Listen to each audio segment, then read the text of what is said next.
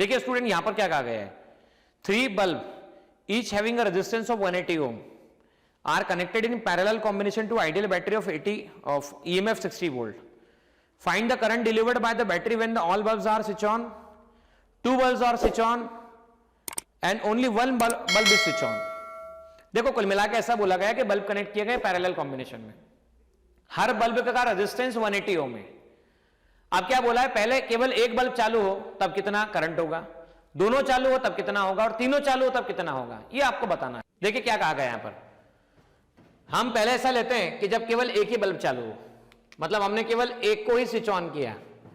भाई यहां से करंट आई आया, आई को 3 रास्ते मिले, आई को पहला रास्ता मिला, I1 गया, दूसरा रास्ता मान लो I2, तीसरा रास्ता I3. अब समझने पे ध्यान देना बेटा, जब करंट I2 फ्लो होना चाहता है लेकिन ओपन सर्किट है, ओपन सर्किट है मतलब वायर कट है. अच्छा ऐसा कभी होता है घर में, कभी तुमने देखा है क्या कि पंखे का वायर कट और पंखा चल रहा हो? भाई ट्यूबलाइट का वायर कट हो और ट्यूबलाइट चलेगी, ऐसा होता है क्या?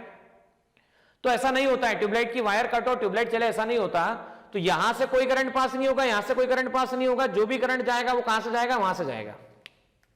मतलब सर्किट ऐसा हो गया कि आपके पास 180 ओम ये हो गया रेजिस्टेंस, ये आपके पास आ गया 60 वोल्ट. अब देखो V इक्वल टू IR से चेक करना, 60 इक्वल टू I इंटू 180, तो I आ गया आपके पास 60 डिवाइड बाई 180. ना 60 डिवाइड बाई 180 मतलब कितना आता है, 1/3 एम्पियर. तो पहले केस में 1/3 एम्पियर मिलता है. अब जब देखो दोनों बल्ब स्विच ऑन कर दिए, दोनों बल्ब स्विच ऑन कर दिए, तो हम रेजिस्टेंस किस किस का लेंगे, तो रेजिस्टेंस हम लेंगे देखो यहां पर किसका, एक है 180 ओम और दूसरा भी आपके पास है 180 ओम. सो 180 ओम और 180 ओम, सुनिएगा ध्यान से, ये 180 ओम 180 ओम, इस बार आपके पास क्या हो गया, इस बार आ गया 60 वोल्ट.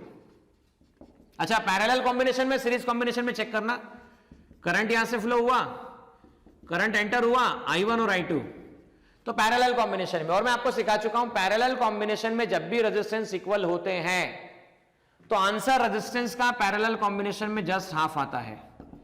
तो 180 का हाफ कितना हो गया, 90 ओम हो गया. Now V equal to I2R, तो I2 कितना हो जाएगा आपके पास में, तो 60 डिवाइड बाय R, R कितना है तो 90 है. सो I2 2/3 एम्पियर आपके पास होता है. देखना ध्यान से, 2/3 एम्पियर I2 की वैल्यू निकाली जा सकती है. अब देखो कैसा है, तीनों बल्ब ऑन हो जाए, कंपेयर भी करेंगे ना, पहला ऑन था तो कितना आया 1/3, दोनों कनेक्टेड है तो कितना आया 2/3. अब तीनों कनेक्ट हो तो क्या होगा भाई, अगर तीनों कनेक्ट हो जाए तो देखो क्या होने वाला है, ये तीनों के तीनों बल्ब कनेक्ट कर दिए जाएं तो 180 180 180, ये आ गया आपके पास 180 ओम 180 ओम और ये वापस से आ गया 180 ओम. आप चेक करके देखिएगा, यहां से यहां तक हमने कॉम्बिनेशन कहा, ये पॉजिटिव और ये आपके पास नेगेटिव. यहां से करंट एंटर हुआ, यहां पर करंट आया, ये I1 है, ये I2 है, ये I3 है. अब चेक करके बताओ तीनों पैरेलल कॉम्बिनेशन में या सीरीज कॉम्बिनेशन में, तो तीनों पैरेलल कॉम्बिनेशन में. तो 1/RP that is equal to 1/180 plus 1/180 plus 1/180, ये 60 वोल्ट है. तो 1/RP आ गया आपके पास 3/180, तो RP can be return 60. Now Ohm's law लगाओ, V इक्वल टू IR से, तो चेक करो यहां पर वोल्टेज कितना है 60, रेजिस्टेंस भी 60, तो करंट की वैल्यू आ गई 1 एम्पियर थर्ड केस में. तो मैंने कह दिया थर्ड केस में या लास्ट केस में करंट की वैल्यू जो आपने निकाली है, फर्स्ट केस के लिए था 1/3 एम्पियर.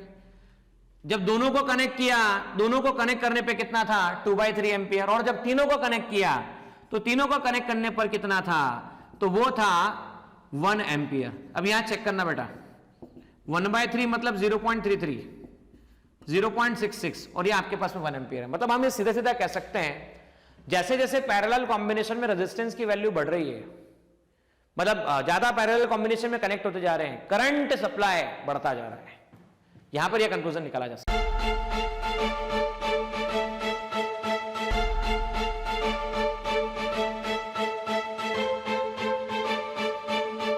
पुरोहित अकॅडमी, मेन ब्रांच प्रभात चौक, MJ कॉलेज रोड, लोकमान्य हॉस्पिटलच्या बाजूला, जळगाव आणि पांडे क्लासेस जवळ, बंधन बँके शेजारी, ट्रॅफिक गार्डनच्या समोर, जळगाव.